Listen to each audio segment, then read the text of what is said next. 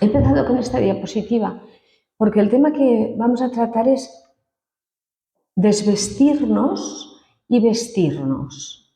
¿Qué nos dice la palabra del Señor en cuanto a qué tenemos que quitarnos y qué tenemos que ponernos? El pastor ha mencionado el perdón y es la última diapositiva, no creo que diga perdón, pero bueno, todo lo que voy a decir está un poco inmerso en esa idea de dejar lo que debemos dejar atrás. Pero una diapositiva que me gustó para darnos un poco de calma antes de empezar, porque es un tema complicado el que vamos a decir, aunque es muy sencillo también, porque es palabra de Dios pura y dura. Por lo tanto, vamos a leer, si tenéis vuestras Biblias a mano, la diapositiva primera sería desvestirnos y vestirnos, si la vais pasando vosotros. ¿Sí? Muy bien.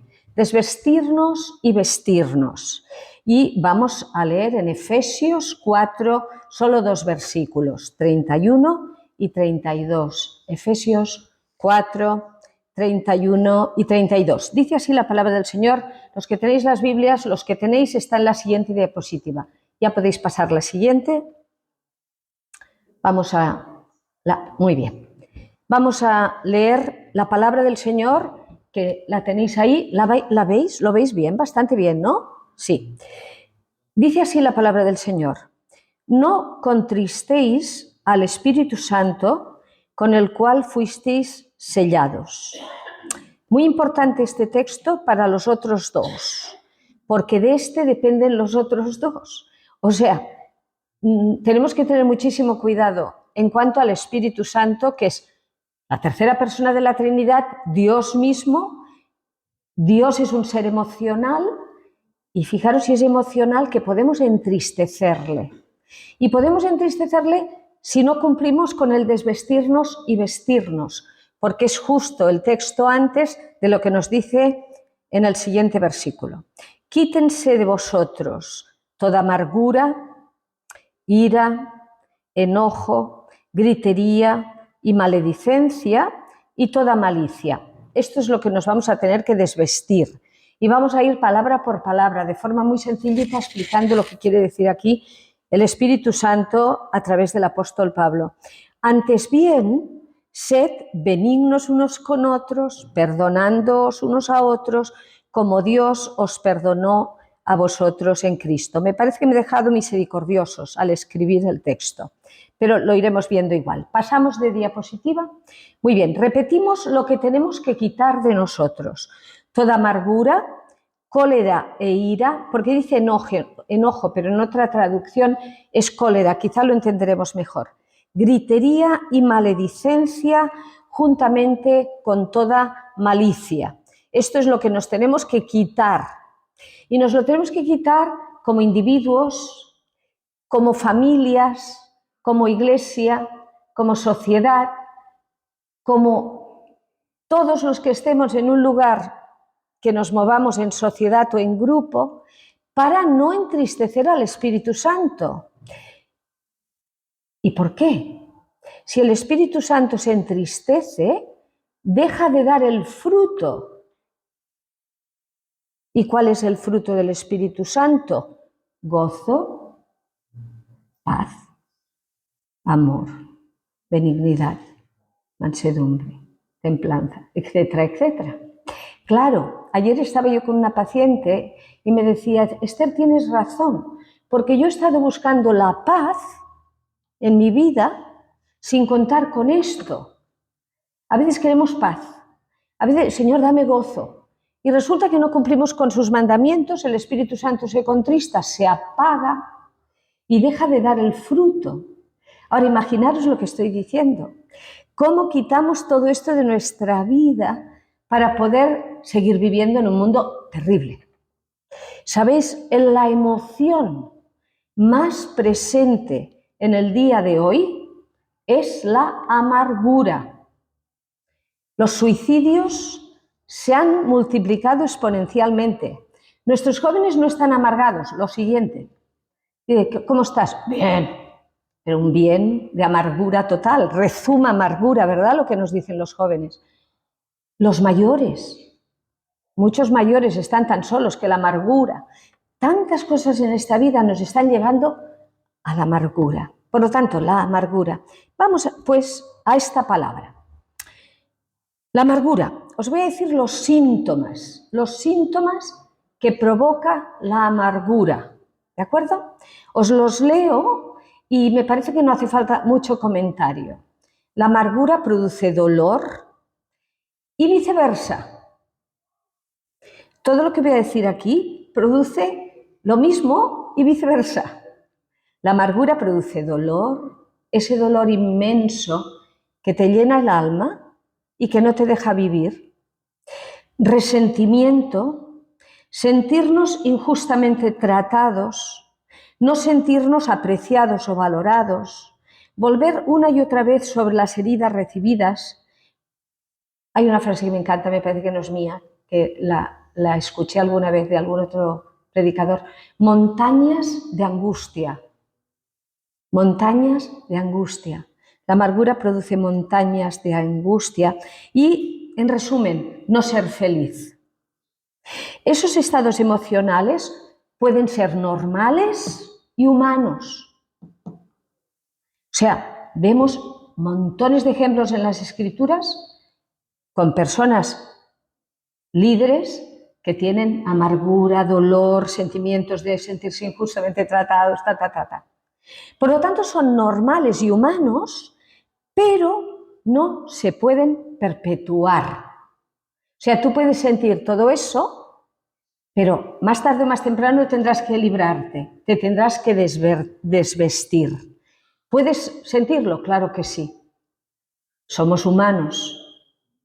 No voy a decir que Jesús sintió amargura, pero sintió mucho dolor. Lloró ante la muerte. Él sabía que lo iba a resucitar a Lázaro, pero lloró. Lloró ante Jerusalén con cierta amargura por lo que iba a pasar. ¿Qué os voy a decir antes de Getsemaní? Su sudor era como gotas de sangre. Terrible. El dolor, por lo menos sí que estaba ahí, ¿verdad? El dolor.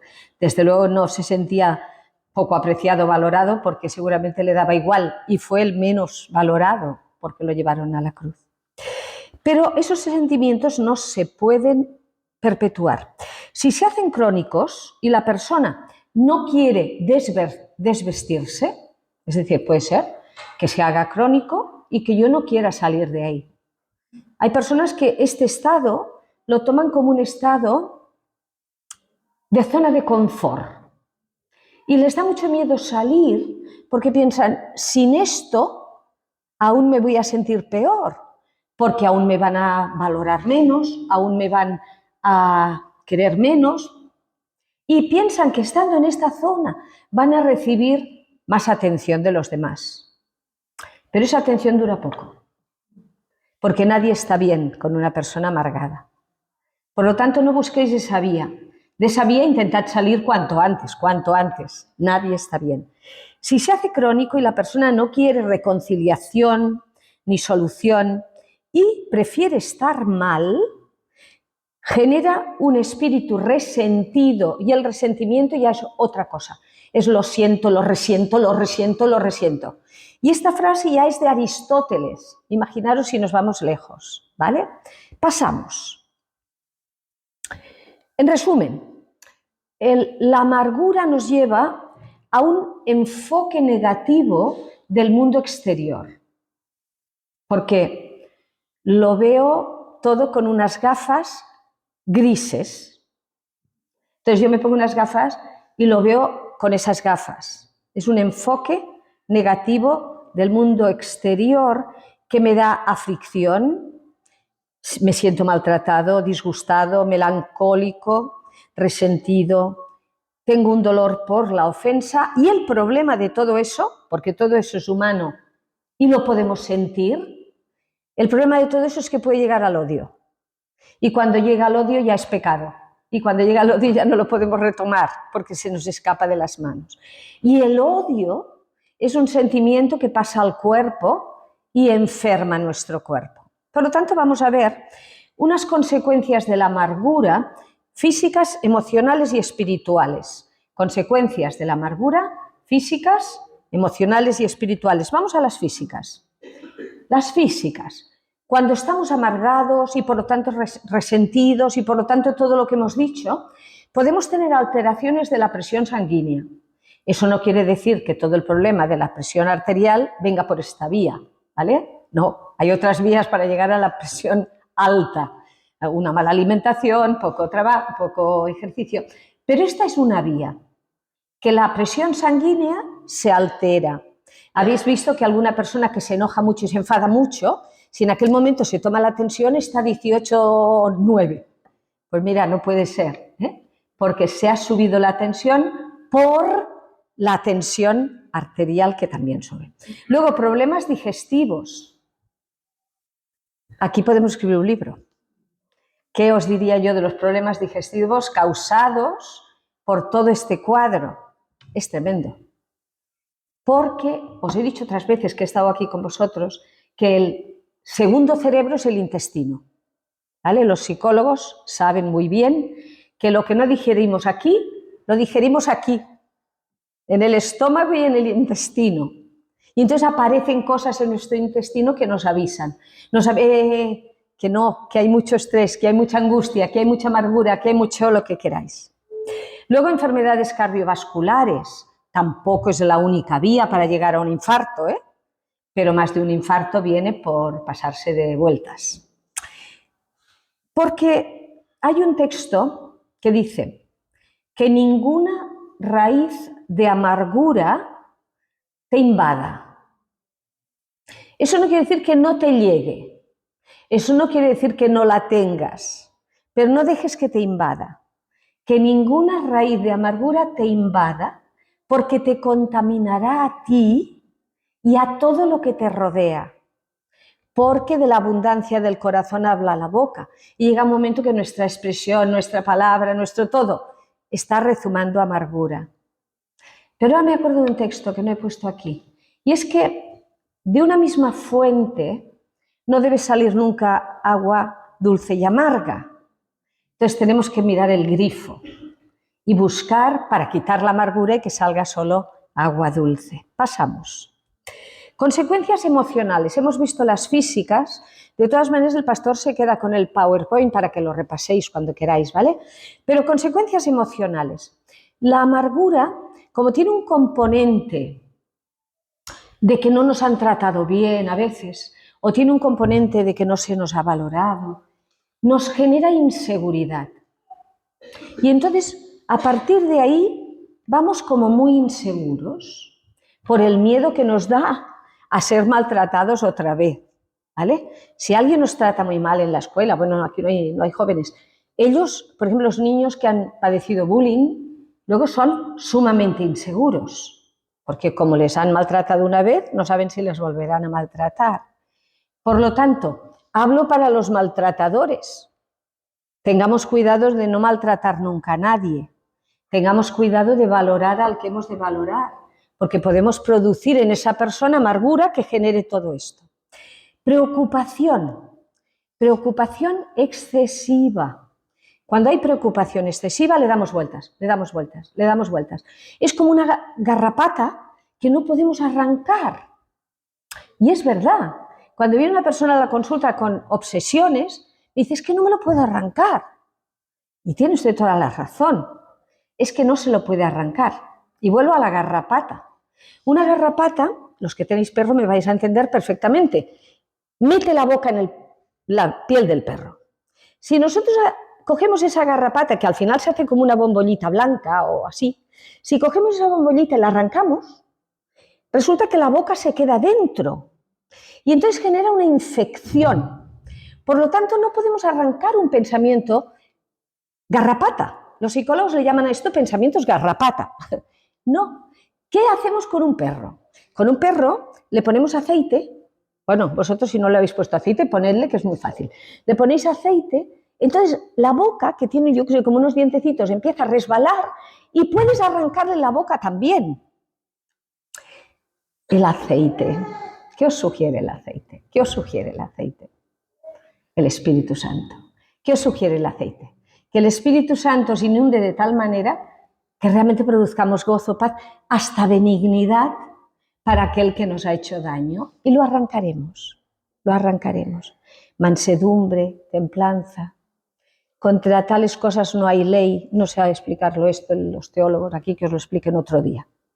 Miedos, miedos, miedos a todo. Cuando hemos tenido ansiedad, cuando hemos tenido amargura, cuando hemos tenido muchos problemas, llegamos al miedo y por lo tanto a la ansiedad generalizada con hiperactividad neurovegetativa. ¿Qué quiero decir con esta frase? Llega un momento que o hacemos lo que acabamos de decir, quitamos la amargura y como es un mandamiento, es la voluntad del Señor, porque dice que ninguna raíz de amargura os estorbe, os contaminará. Vale, lo tenemos que arrancar. Vale, le ponemos el aceite, lo arrancamos y entonces podemos volver a respirar. Si nos quedamos ahí, en esa zona de confort, de amargura, resentimiento, si nos quedamos ahí, va a pasar una cosa. Nos va a dar una hiperactividad neurovegetativa. Aunque esto es un término muy técnico, os lo explico. La hiperactividad neurovegetativa consiste en que no tenemos nada en el corazón, pero tenemos taquicardia. Y vamos al médico y nos dice, esto no es nada, no es el corazón, son nervios. ¿Lo habéis oído eso alguna vez en la vida? Vale. No tenemos nada en el pecho, en el pulmón, pero nos ahogamos. Vamos al neumólogo y nos dice, no tiene nada en el pulmón, son nervios. Claro, cuando llegamos a nuestra casa y decimos, me ha dicho el cardiólogo que no tengo nada, que son nervios. Me ha dicho el neumólogo que no tengo nada, que son nervios. Encima nos pegan una bronca, acabarla de arreglar, pero tú, ¿por qué tienes que tener nervios? O sea, pobre persona que va con toda la química y la hiperactividad neurovegetativa puesta y le pegan porque tiene nervios. No tiene usted nada en el intestino, pero tiene nervios. El insomnio, las defensas bajas, el cansancio. Por eso que ninguna raíz de amargura os estorbe, porque os contaminará a vosotros y a todo lo que os rodea. Vamos a dejar la amargura por un momento. Ah, no, consecuencias espirituales, me la dejaba. Consecuencias espirituales. Quizá cuando estamos sumidos en un tiempo de amargura, con razón mayor o con razón menor, y todos tenemos derecho a pasar por ahí, ¿eh? Oí una vez a Pablo Martínez decir una frase que me la quedé y se la he copiado. Dice, todos tenemos derecho a tener heridas en el alma. Pues sí, todos tenemos derecho a pasar por ahí, pero les tenemos que poner el Espíritu Santo, el aceite pronto, lo antes que se pueda. Consecuencias espirituales. Pérdida de una visión correcta de la vida. Porque llega un momento que, como he dicho, ponemos unas gafas grises y todo lo veo bastante gris. Y me levanto por la mañana y veo un día gris y digo, vaya día hace hoy, me acuesto otra vez. En vez de decir, ay, hace un día gris, como si fuera Londres, qué bonito, me voy a tomar una taza de té, mi mejor taza. Veis que el día gris es el mismo, ¿eh? Pero podemos tomarlo en plan, me tiro por el balcón o en plan, hay algo por lo cual vivir. Una vida sin gozo, sin agradecimiento. Agradecimiento. El apóstol Pablo, cuando escribe a los filipenses en el capítulo 4, dice, lo que no recuerdo es los versículos, es hacia el final del capítulo 4, dice 3 cosas por las que tenemos que pasar para poder vivir con paz, con el fruto del Espíritu, con paz. Dice, por nada estéis preocupados. Dice afanosos, pero es igual. Por nada estéis preocupados. Sabéis que tengo 2 nietos y el mayor era terrible de pequeño. Y cuando leía este versículo me enfadaba con el Señor, le decía, Señor, por nada no puedo. Yo me tengo que preocupar por el Guillem, porque se va de excursión y se pierde, se deja a los niños, se va a un terraplén, yo qué sé lo que hace, lo que le da la gana. Ahora con 19 años ya que haga lo que quiera, pero por nada estéis preocupados. Por Guillem tampoco. Eso me cuesta la vida. Ni por Andreu tampoco ahora. Por nada. Punto 1. Por nada estéis preocupados. Nos va a costar la vida, ¿eh? Pero si se quedara ahí, no sabríamos cómo hacerlo. Dice, por nada estéis preocupados. No. Coged la preocupación, versículo siguiente, y llevarla al Señor en oración.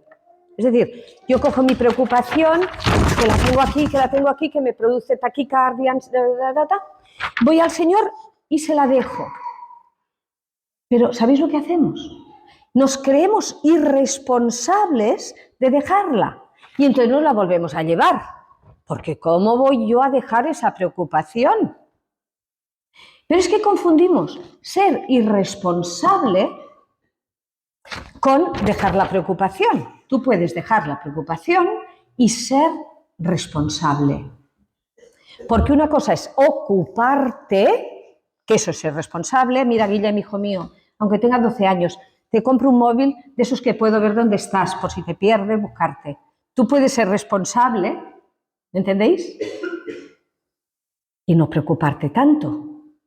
Ocúpate. Si te preocupas, ya estamos lejos de lo que estoy diciendo, ¿vale?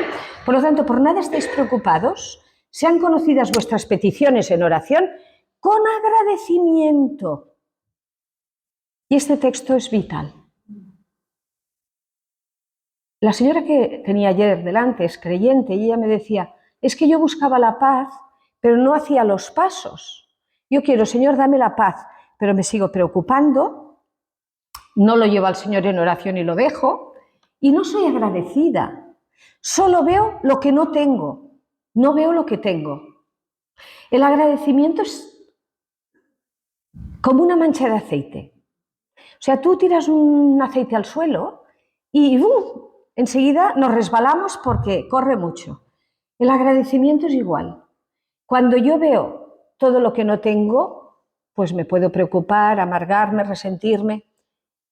Pero cuando veo lo que tengo, es como el aceite que cubre lo que no tengo. Y en esta zona del mundo donde vivimos, no es pecado, no. Es lo siguiente. No estar agradecidos por comer 3 veces al día, por tener un techo, porque hoy me puedo vestir. Bueno, esto me lo ha dado la vecina, que me queda muy bien, ¿no? Pero es igual. Y verdad, me lo ha dado la vecina, literalmente. Ya. Pero ¿me entendéis lo que quiero decir? Si miramos lo que tenemos, la amargura se va bajo el aceite, porque el aceite lo va a cubrir. Por lo tanto, se irá a la falta de propósito y volveremos a tener fe. Repito el texto de Filipenses, por nada estéis preocupados, sean conocidas vuestras peticiones en oración con acción de gracias y entonces, aquí, la palabra entonces es vital, no antes de, entonces la paz de Dios que sobrepasa todo entendimiento va a llenar vuestros corazones, no antes de, entonces. Entonces tenemos que cumplir las 3 cosas para no llegar a fallar en nuestra fe. Voy tarde. Por eso algunos llaman la amargura la aflicción del alma. Como os dejo el PowerPoint, sé que ahora no podéis retenerlo todo, me gustaría que Fernando algún día, no ahora, pero algún día lo repasase, en cuanto a todo lo que es la amargura, porque en las casas se rezuma amargura. En las casas, él decía que habéis tratado las familias.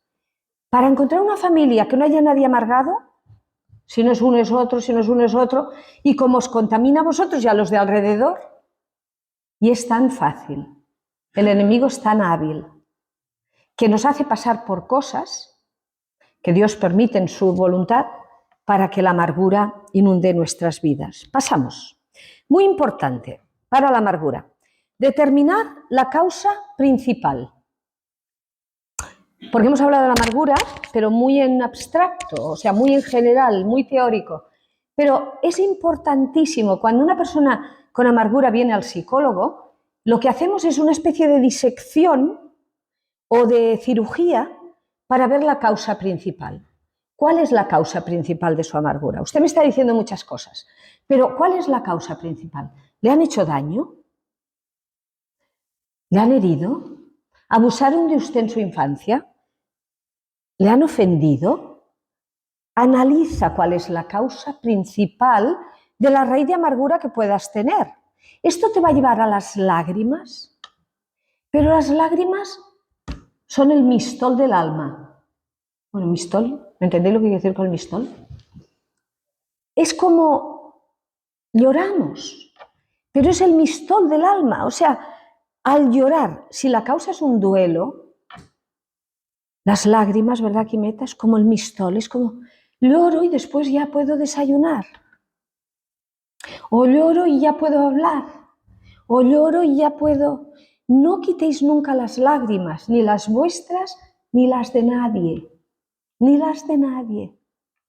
Porque no digáis no llores, di llora aquí, llora aquí. Qué bueno los Bernabés, qué bueno tener en la iglesia Bernabés, hijos de consolación, que son capaces de escucharnos cuando lloramos, porque tenemos que llorar. Y yo aquí me podría llorar ya porque tengo varios Bernabés delante mío, que me han escuchado cuando he llorado, que me han escuchado cuando he gemido. Qué bueno, gracias, Bernabés. Gracias, de verdad. Determinar la causa principal y llorar. Perdonar. Perdonar. Ese es un acto unilateral. No tenéis necesidad de que el otro esté de acuerdo. Yo te perdono y tú haz lo que quieras. Haya películas. Pero quien no voy a estar sufriendo de una amargura voy a ser yo. Yo te perdono. A veces confundimos y decimos, perdono pero no olvido. Si es que olvidar no puedes. Solo el Espíritu Santo puede hacer que olvides. Pero seguramente no olvidarás. En el cerebro tenemos como dos especies de armarios. Un armario de cosas procesadas y un armario de cosas no procesadas. Os explico. Las cosas procesadas, nos acordamos, están perdonadas y el cerebro ha sido capaz de ponerlas en ese armario que cuando pensamos en ellas ya no nos hace efecto. Cuando pensamos en ellas ya no nos tiraríamos al tren.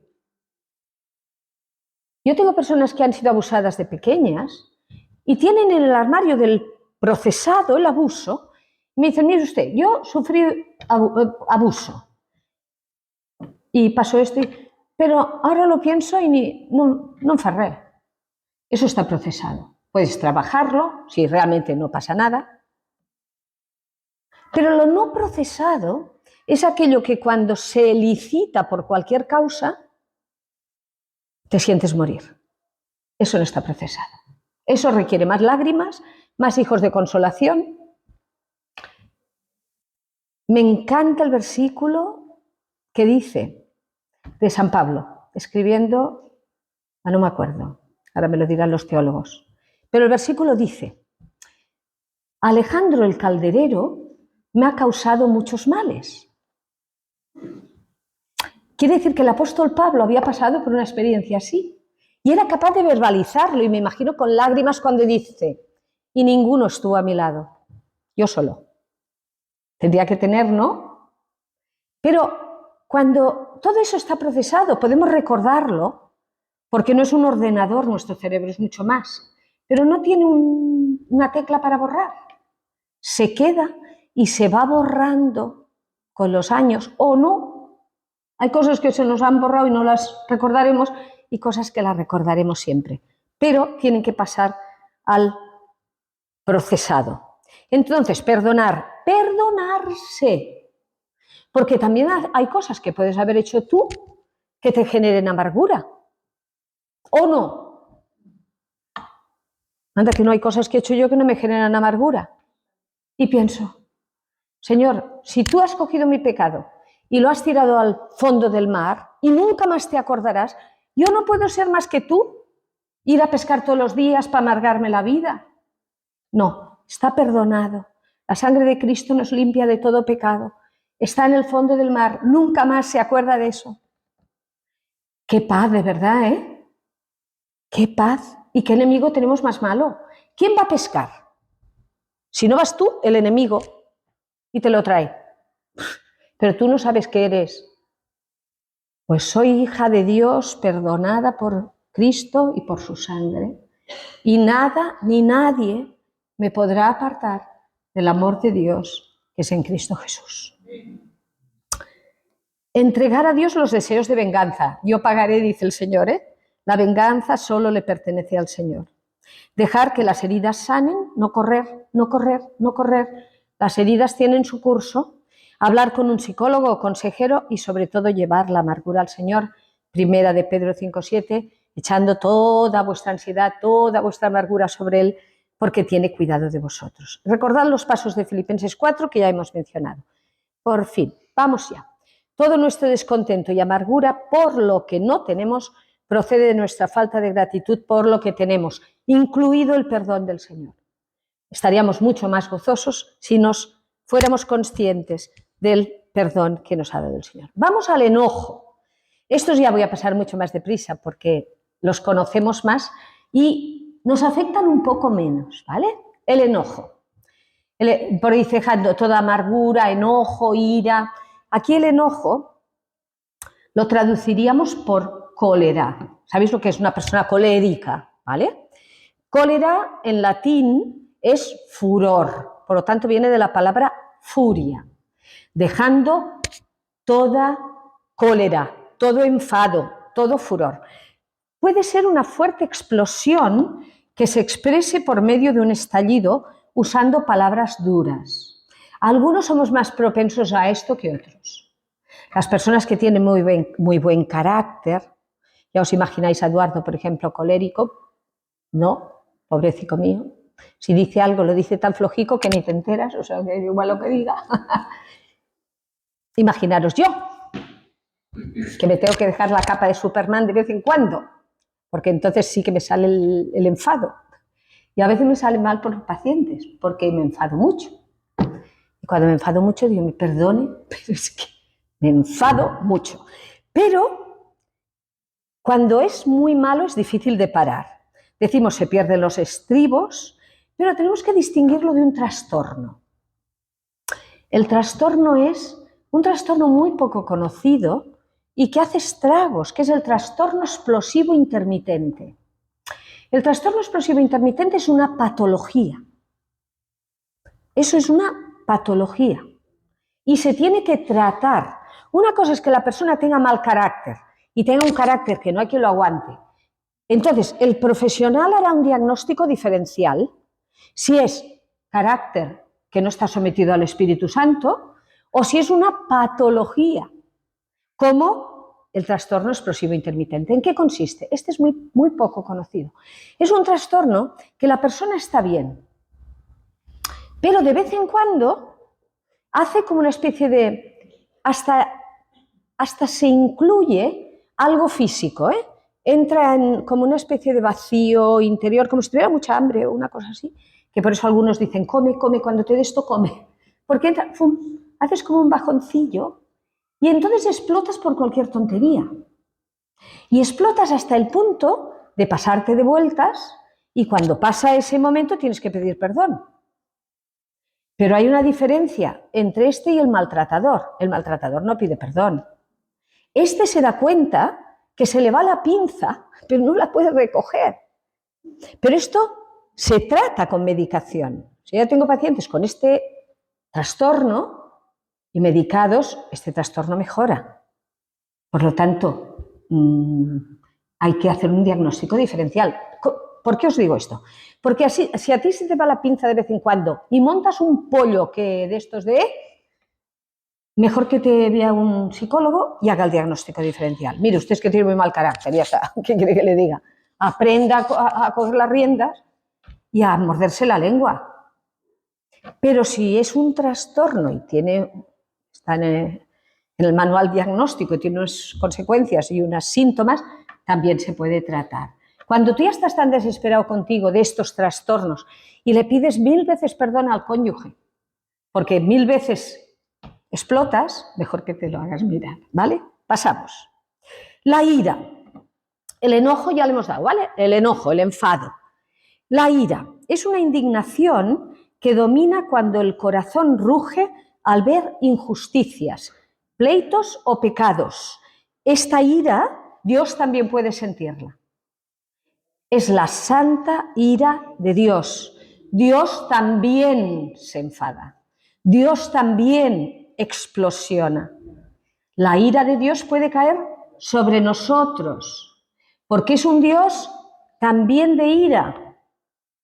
A veces hablamos mucho del Dios de amor, pero Dios también es justo y también utiliza la ira.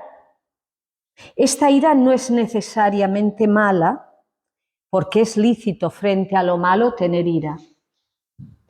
Por eso los que estamos trabajando con todo el día, cuando la mayor parte de los problemas son ir en contra de la voluntad de Dios, la ira, el último paciente que se prepare, porque le va a caer la del pulpo.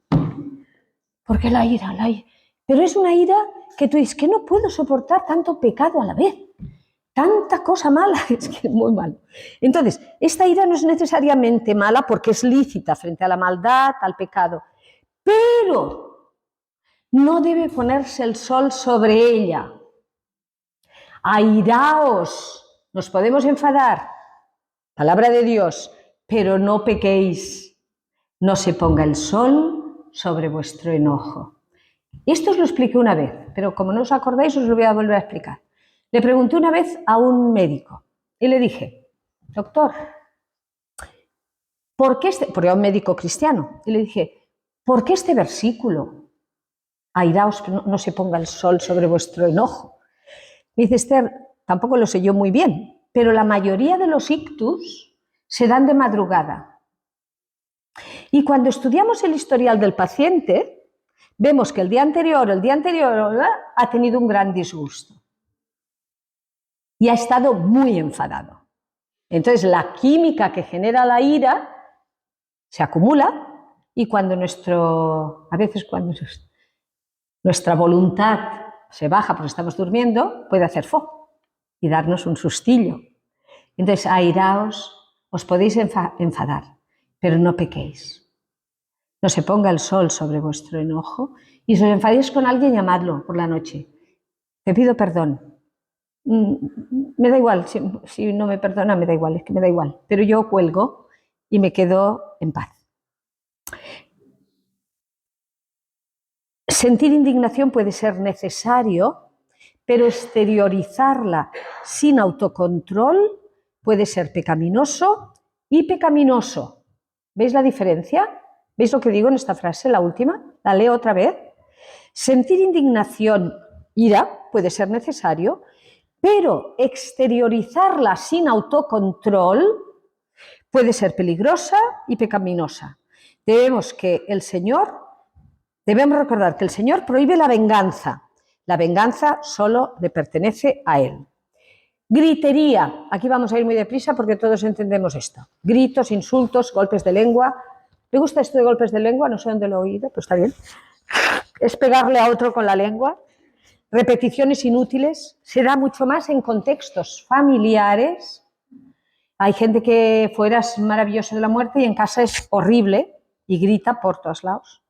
Cuanto menos convincente es un argumento, más fácil es que lo expresemos gritando. Cuanto menos convincente es un argumento, más fácil es que lo expresemos gritando o con golpes de lengua, que a lo mejor no grita la lengua, pero te da fla. Y sí, te da. Las palabras son muy peligrosas y muy poderosas. Pueden matar o dar vida. Por lo tanto, cuidad mucho lo que decís, editad mucho lo que decís a vuestro esposo, a vuestros hijos. A un niño le decís que eres tonto, no le has pegado, pero le puedes condicionar la vida, ¿vale? El siervo no grita y no quiebra la caña cascada. No me da tiempo de explicar esto, pero todos sabéis a qué me refiero, ¿verdad? El siervo del Señor no grita y no quiebra la caña cascada. Pasamos, maledicencia. Se puede traducir por difamar. Maledicencia es intentar hundir la reputación de alguien. Lo siento mucho, pero es lo que es. Maledicencia es decir mal de alguien intentando hundir su reputación. Puede parecer muy espiritual, pero si no es benigno, es pecado. Porque si es espiritual es benigno. Aquí digo, hay que tener mucho cuidado en la iglesia local, porque por supuesto se ha de corregir o disciplinar, pero siempre en amor. Debe doler de verdad mucho más al que disciplina que al disciplinado. Mientras eso no se dé, calladicos estamos más guapos. Es decir, maledicencia, decir mal de otro con la idea de hacerle daño, de difamar. O decirle mal, o también maldecir directamente. ¿Por qué digo el último párrafo? Porque a veces, en aras de algo espiritual, por ejemplo, siento del Señor y entonces ¡za, za, za! ¿Te duele mucho eso a ti, al que está ¡za, za, za? No lo sé, pero examínalo tú. Si a ti no te duele nada, eso no es la voluntad de Dios. Porque 1 Corintios 13, el amor es benigno. Y el que disciplina ha de disciplinar con benignidad. Por eso hemos de orar por los pastores que tienen que disciplinar. Tenéis que orar por Fernando, tiene que disciplinar, porque el Señor se lo manda, disciplina. Pero él tendrá que hacer un serio ejercicio y decir, a ver, ¿le amo tanto que me va a doler mucho? Si le amo tanto que me va a doler mucho, puede disciplinar. Porque es con benignidad, con mansedumbre, con templanza, pero sobre todo con benignidad, que no hace daño. Yo puedo disciplinar a mi hijo, ahora ya no, pero entendéis lo que quiero decir. Yo puedo ir y decir, Carlos, de verdad es que ta. Pero si yo le digo a Carlos ta, por dentro estoy reventadica. Lo quiero tanto que decirle algo, y ahora yo no tengo que decirle a mi hijo con 45 años, pero ¿me entendéis? O a mi nieto lo machaco todo lo que puedo. Guillem, las sabatas, Guillem. Más Guillem que Andreu, que es otro carácter. Pero los quiero tanto y que no me los toquen. Porque de tu familia oirás pero no hablarás. Ay, no, hablarás pero no oirás. Es así, ¿no? Hablarás pero no oirás. Entonces la familia de la fe es igual. Le hablarás, pero que nadie te ponga un dedo sobre un hermano en la fe, porque te duele. Por lo tanto, paso ya, porque ya me enfadaba. Paso. Y toda malicia. El apóstol Pablo, como ya no ha tenido bastante, dice, por si acaso me he dejado algo, quitaros toda malicia. Ya todo lo malo, quitároslo. Por si se ha olvidado algo, Pablo lo resume en esta frase. Pensamientos o palabras de perversidad que no estén bañadas por el Espíritu Santo, que le entristecen a él, que rompen el cuerpo de Cristo. Y la frase, antes de terminar este bloque, si lo que vamos a decir es más feo que el silencio, escoge el silencio. Sonríes y te callas. Si lo que vas a decir es más feo que el silencio, escoge el silencio. Porque todo lo que hace daño va contra el cuerpo de Cristo. Y luego es muy difícil darle la vuelta. Me quedan solo 3, 3, vestirnos. Lo siento un poquito, 5 minutos más, Fernando. Vestirnos. Vamos con los 3 últimos. Esto es más bonito, Nos tenemos que quitar todo lo anterior, pero nos tenemos que vestir. ¿De qué? De benignidad. ¡Ay, cómo me gusta esta palabra! Y mira que es antigua la palabra, porque no lo decimos. Sí, la utilizamos, como digo aquí, para los tumores. Esto Nora sabe mucho. El tumor es benigno o no es benigno, pero no utilizamos la palabra benigno mucho, así en el día a día. Pero benigno, en cuanto a las personas, no es que no hacen daño, que también somos llamados a ser benignos, porque el amor es benigno, pero el apóstol Pablo tiene aquí una cosa mucho más para allá. Benignidad no es no hacer daño, y de eso está el mundo lleno, Le hablamos del Evangelio y dice, yo no hago daño a nadie. Me río yo de los peces de colores, pero bueno, vamos a darlo por bueno. Pero es que no sería benignidad eso. En todo caso sería bondad. Pero la benignidad tiene un plus. La benignidad es no hacer daño y hacer el bien proactivamente.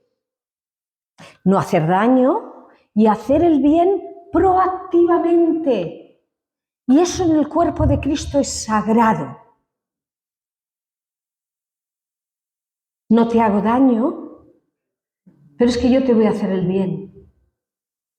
Y te voy a hacer el bien a pesar de, o por si acaso. La benignidad en cuanto a las personas no es que no hagan daño, que también, el yo no hago daño a nadie no es de recibo, se requiere mucho más. Se trata de buscar activamente el bien de la otra persona. Es exactamente lo contrario de la malicia. Y toda malicia. Pero ¿cómo tenemos que pedirle al Señor que nos examine? Examíname, oh Dios, y ve si hay en mí camino de perversidad. A veces, os lo prometo, que me vuelvo loca pensando, ay Señor, examíname, porque a veces no distingo muy bien si lo que tengo en el corazón es bueno o malo. ¿No os ha pasado nunca? Que no sabes, Señor, si esto que pienso es correcto. Tenemos que volver al Señor y decir, Señor, examíname tú y devuélvemelo. Si lo que yo hago, mi corazón no está correcto contigo, devuélvemelo. Y aunque pueda decir, estoy muy dolida y estoy muy dañada y estoy, el otro que me ha causado muchos males, que ya no me acuerdo el nombre, de amnesia terapéutica, quien sea, me ha causado, Señor, examíname y vuélveme tu paz. Ve si hay en mí camino alguno que tenga que rectificar. Hoy la benignidad no está de moda. Vamos por la calle con miedo, porque es que hoy, además, se nos ríen, te hacen daño y se ríen en la cara que te han hecho daño, te roban y se ríen que te han robado. Pero la benignidad es el sentimiento con que Dios nos ha amado. El sentimiento de Dios hacia nosotros es benigno, nunca nos hace daño. Aunque nos haga pasar por momentos difíciles, es benigno. Cuidado con la sinceridad a veces. El amor, en 1 Corintios 13, ni una de las palabras es sincero. No digo que el amor no sea sincero, sino la expresión de la sinceridad, o es con todo lo que dice que es el amor, o esa sinceridad por la mañana, cafetico, vueltecica y glup. Es que yo soy muy sincera, va muy fea hoy, Perdone, es que, pues muy bien, me gusta mucho su sinceridad, pero si se la hubiera tomado con el café con leche. Pasamos. Misericordia. En el griego, me gusta mucho en el griego, porque a veces no sabemos lo que decimos al decir misericordia. Tiernos de corazón. Tiernos de corazón. ¿Cómo tiene que ser el creyente? Tierno de corazón. ¿Tenéis un pastor tierno de corazón? Lo conozco desde que era un chaval, como mi nieto casi. Tierno de corazón. Hay alguien aquí que dice, huele a oveja. Sí, huele a oveja. Ese es el tierno de corazón, que lleva una perniquebrada cuando se cae, que va. Es tener el corazón lleno de amor para los demás. Atención a cómo recibe el padre al hijo pródigo, con misericordia. No le dice, pero tú has sido un desgraciado, ¿a qué vienes aquí? No dice eso. Y podía haber sido muy sincero el padre. En los salmos, con mucha frecuencia, va acompañado de la verdad. Y esto, estaba leyéndoselo a Eduardo para que me lo corrigiese, y me dijo ayer esta frase que yo no lo había pensado. Y es verdad, la misericordia en los salmos muchas veces va acompañada de la verdad. Es la misericordia y la verdad. Porque a veces tenemos que decir la verdad, pero con misericordia. Y tenemos que ser misericordiosos, pero con verdad. Y por último, el perdón. No he pasado de 50 minutos, ¿no? Sí. El perdón. nos dice en las dos palabras anteriores como Cristo. No dice en las dos palabras anteriores, en la misericordia y en la benignidad no dice como Cristo, pero en el perdón sí. ¿Os habéis dado cuenta? No dice, sed misericordiosos como Cristo, o no dice, sed benignos como Cristo, pero en el perdón sí. Perdonaos unos a otros como Cristo os perdonó, ¿verdad? Entonces, en el perdón sí. Y perdonemos de verdad. No te perdono, pero me guardo algo. Ahora me gustaría entrar en una historia bíblica que me gusta mucho cuando hablo del perdón, que es la historia de José. José perdonó a sus hermanos del todo. También podía haber sido muy sincero, ¿eh? Y dijo, os perdono, pero no solo os perdono, sino que no os sintáis culpables. ¿Sabes lo que es eso? ¿No os sintáis culpables? Lo que vosotros hicisteis, en realidad fue la mano de Dios para que hoy tengamos comida a todos. Les quitó la culpa de golpe. ¿Por qué? Podía haber dicho de todo menos bonicos. Y les quitó la culpa. Perdonar es quitar también la culpa. Tiene que ser sin condiciones y sin que te lo pidan. Muy bonito cuando dices que tú no me has pedido perdón. Hombre, te lo pide ahora ya regular. Y sin que te lo pidan. El perdón como Cristo nos perdonó. Vamos a orar y termino. Señor, cuántas gracias, cuántas te doy gracias por tu misericordia, que no tiene límite, por tu perdón, por tu benignidad. Y Señor, nos tenemos que vestir de esas tres piezas, cada día levantarnos. Padre, te ruego que nos des de tu espíritu, que no lo contristemos, llevando tanto sobre nosotros que no debe ser. Perdónanos. Ayúdanos a quitar los pensamientos garrapata, ayúdanos a que tu Espíritu Santo sea el aceite que inunde todo nuestro ser hasta lo más profundo. Y Señor, que podamos perdonar de corazón y podamos ser benignos, no haciendo daño, sino el bien. Y Señor, también con mucha misericordia, con un corazón tierno, que es lo que a ti te agrada. Gracias por los siervos que con esos dones te sirven. Gracias por esta iglesia, gracias por el amor entre los hermanos. En tu nombre. Amén. Si este mensaje te ha bendecido o te ha ayudado en algo, puedes suscribirte a nuestro canal de YouTube. También conocerás nuestra comunidad, la Asamblea Bíblica del Camp de Tarragona, en Cambrils, España, a la que estás cordialmente invitada o invitado. También puedes seguirnos por las redes sociales. Los enlaces los encontrarás aquí abajo y podrás visitar nuestra página, así como conocer nuestros programas radiales y podcasts de Yum Radio. ¿Qué? ¿Te suscribes ya a nuestro canal?